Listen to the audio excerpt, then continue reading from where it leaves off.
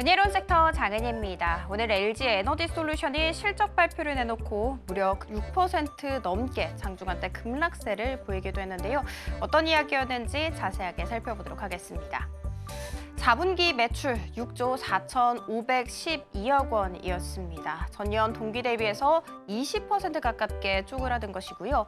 영업이익 같은 경우에는 적자 전환했습니다. 마이너스 2,255억 원을 기록하면서 시장의 컨센서스였던 마이너스 1,800억 원보다도 크게 하회하는 움직임 보이기도 했습니다.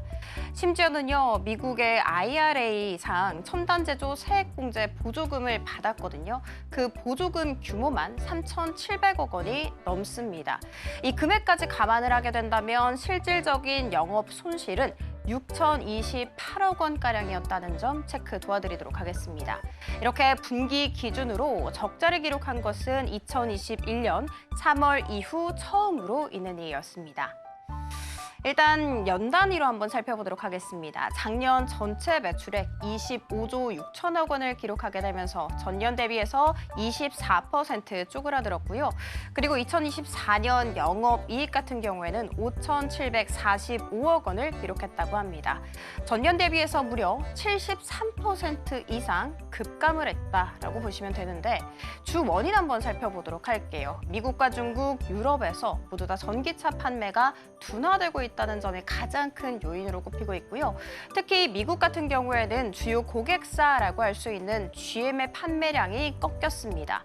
판매량이 꺾이다 보니까 북미 공장 가동률이 떨어지겠죠. 가동률이 떨어지다 보니까 생산량이 줄어듭니다.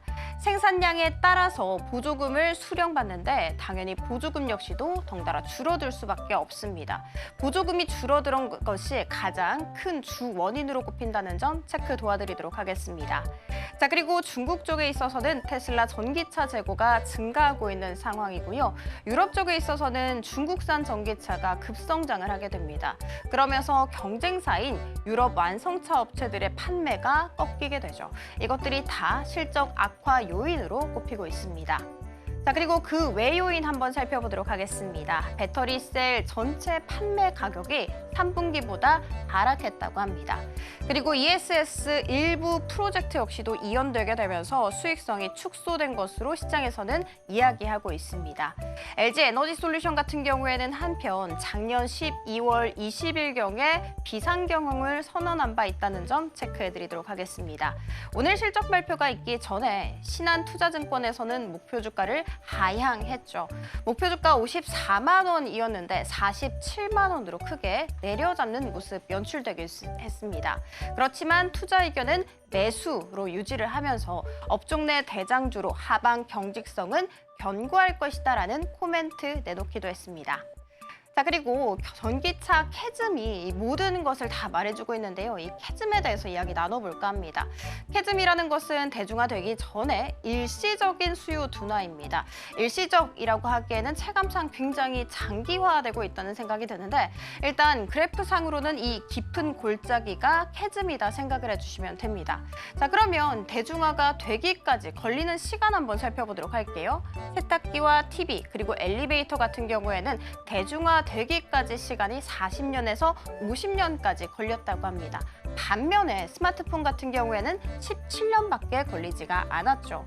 기술 발달로 인해서 시간이 단축됐다라고 보시면 됩니다. 2008년에 테슬라에서 처음으로 전기차를 시장에 출시를 합니다. 그리고 올해가 17년 차이더라고요. 이제는 정말 대중화 멀지 않았다라고 봐도 될까요? 일단 의문은 남습니다. 자, 그리고 두 번째 이슈 살펴보도록 하겠습니다. LG전자 CEO가 CS2025 기자 간담회에서 휴머노이드 로봇 진출 선언을 했습니다.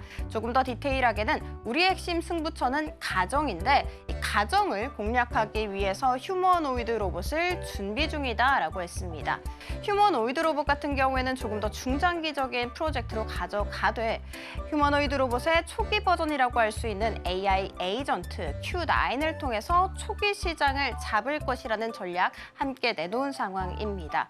실제로 어제 마이크로소프트와 함께 손을 잡고 이 AI 에이전트 개발의 속도를 올리겠다고 이야기한 바가 있었죠.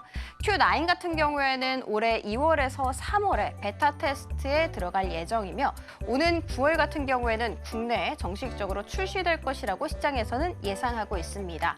아무래도 가정용입니다. 그렇기 때문에 값이 싸야겠죠. 진입 장벽이 낮아야만 합니다.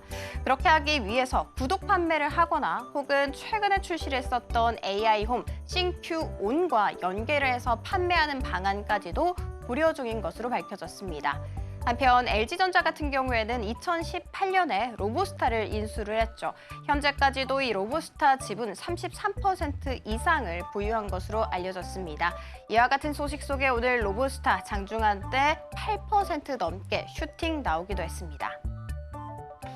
자, 그리고 국내 테마 탑3 살펴보도록 하겠습니다. 먼저 유리기판인데요. 최태원 회장이 유리기판과 관련해서 엔비디아에게 공급을 시사하는 발언을 했죠. CS2025 SK그룹 부스에는 현재 SKC 유리기판 모형이 전시돼 있습니다. 그런데 이 최태원 회장이 이 유리기판 모형을 들고 방금 팔고 왔다라고 멘트를 했습니다. 그게 바로 젠슨 황과 만난 다음이었다라는 점에서 정말 엔비디아에게 공급하는 게 아니냐라는 기대감 한껏 부풀게 됐죠. SKC 같은 경우에는 한때 23% 이상의 슈팅 나오기도 했고요. YC캔 같은 경우에도 상한가 부근에서 거래가 되기도 했습니다. 피로틱스 역시도 17% 이상의 슈팅이 나오기도 했다는 점 체크해드리도록 하겠습니다. 자, 그리고 전력 설비와 전선 살펴보도록 하겠습니다. 미국에서 전체 전력에서 데이터 센터가 차지하는 그 전력 비중이 2023년에는 4%였는데 2028년에 무려 12%까지 대폭 증가할 것이다라는 예상 내놨습니다. 그리고 우리 국내에서도 한파로 인해서 최대 전력 수요 91.4기가와트까지 증가할 것이다라는 예상도 함께 나왔습니다. 이와 같은 소식 속에 오늘 LS 에코에너지 같은 경우에는 지금 현재도 두 자릿수 강한 상승 탄력 보이고 있습니다. 자, 그리고 마지막은요, 반도체입니다. 미국의 바이든 정부가 AI 칩과 관련해서 동맹국들에게는 제한 없이 수출을 하지만 그 외에 국가들에게는 구매량을 한정시키는 계획을 내놓고 있다고 합니다. 뿐만이 아니라 젠슨항 같은 경우에는 최근에 CS2025 기조 연설에서 RTX 50에 마이크론 칩이 들어간다라는 멘트는 했지만 삼성전자와 SK 하이닉스에 대한 멘트는 없어서 상당히 실망감을 안긴 바가 있었는데요. 정정했습니다. 삼성전자를 시작으로 다양한 파트너사 제품이 들어간다라는 멘트였다는 점 체크해드리도록 하겠습니다. 오늘 젠슨항과 최태원 회장이 회담을 가졌다라는 이야기 함께 전해지게 되면서 SK하이닉스 같은 경우에는 장중한 때 6% 가깝게 상승세 그리기도 했지만 삼성전자는 지금 현재도 약세 보이고 있습니다. 그리고 YC캠은 유리기판까지 함께 받아가게 되면서 강한 슈팅 현재도 나오고 있는데요. 저희가 2부에서 유리기판 그리고 반도체와 관련해서 조금 더 디테일하게 다뤄드릴 예정이니까요. 끝까지 채널 고정 부탁드리도록 하겠습니다. 자, 지금까지 은혜로운 섹터 함께 살펴봤습니다. 지금 바로 구독을 눌러보세요. 실시간 경제 뉴스, 투자 전문가들의 다양한 시황과 정확한 분석, 또 알찬 투자 정보까지 신뢰할 수 있는 저희 서울경제TV와 함께하세요.